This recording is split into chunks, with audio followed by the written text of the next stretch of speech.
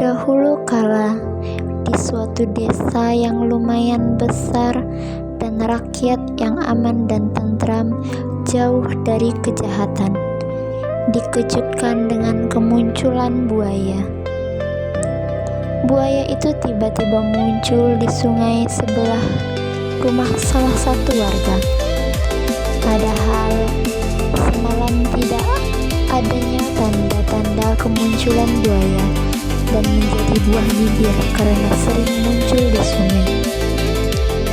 Suatu hari, seorang anak kecil main di dekat sungai tersebut, dan anak kecil itu melihat ada buaya muncul di sungai.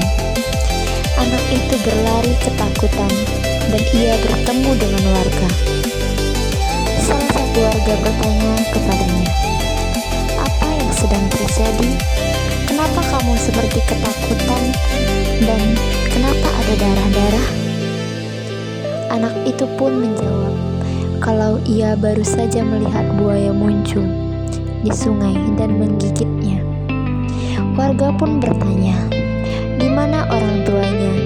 Dan ia menjawab bahwa orang tuanya sedang bekerja di ladang. Setelah itu, para warga menelpon pemadam kebakaran, dan kini anak kecil itu dibawa ke rumah salah satu warga. Kemudian warga menelpon kedua orang tua dari anak tersebut yang sedang bekerja di ladang dan mengatakan bahwa anaknya digigit buaya. Kedua orang tuanya pun bergegas pulang karena khawatir dengan anaknya. Saat dalam perjalanan, pikiran kedua orang tuanya sudah kemana-mana. Saat sudah tiba di rumah warga, ia melihat tubuh anaknya sudah bersimbah darah. Setelah itu, kedua orang tuanya bergegas membawa anaknya tersebut untuk berobat. Setelah diobati di puskesmas terdekat, ia pun diperbolehkan untuk pulang. Dari pengalaman anak tersebut, para warga pun menjadi semakin waspada. Mereka takut hal ini juga terjadi pada anak mereka. Mereka pun melarang anak-anaknya untuk main ke sungai. Dan buaya yang masyarakat kira satu, ternyata buayanya lebih dari satu. Masih banyak anak buaya yang berkeliaran di sungai. Lalu karena sungai itu terlalu berbahaya, akhirnya jalur ke sungai tersebut ditutup. Karena akses ke sungai ditutup, warga menjadi kesulitan dalam mengambil air. Lalu masyarakat pindah ke desa lainnya, yaitu di desa sebelah, dan jaraknya cukup jauh. Anak-anak kehilangan tempat bermain karena tidak diperbolehkan main di sungai.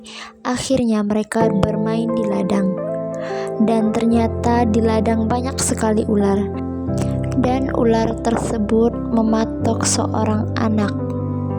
Seorang ibu marah kepada kepala desa karena tidak ada tempat yang aman di desa tersebut. Warga akhirnya pindah lagi ke tempat yang dekat dengan akses air. Namun ternyata air di desa tersebut tidak sehat, dan banyak kuman yang menimbulkan bintik pada kulit warga, dan para warga pun dilarikan ke rumah sakit. Rumah sakit tersebut penuh karena banyaknya pasien demam berdarah.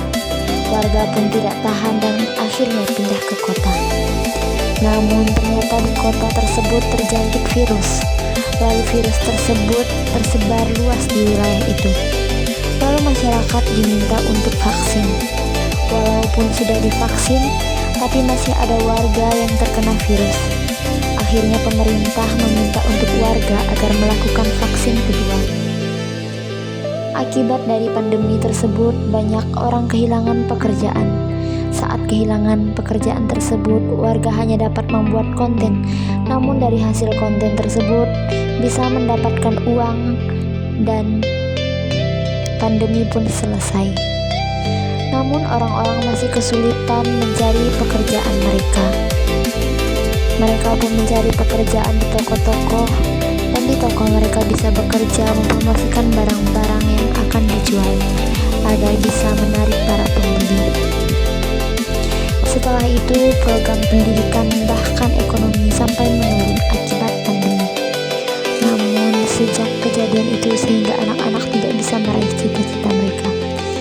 Dan setelah itu peluang kerja banyak terbuka, mulai dari pengangguran, mencari pekerjaan di pantai, contohnya mencari kerang untuk dijadikan aksesoris dan dijual. Dan akhirnya pantai tersebut menjadi terkenal di media sosial hingga mancanegara. Pantai yang sudah terkenal di media sosial hingga mancanegara tersebut tiba-tiba terkena tsunami. Dan akhirnya para warga memutuskan untuk pindah ke gunung. Dan di gunung tiba-tiba terkena bencana gunung meletus. Masyarakat pun putus asa dan akhirnya memutuskan untuk pindah ke luar angkasa.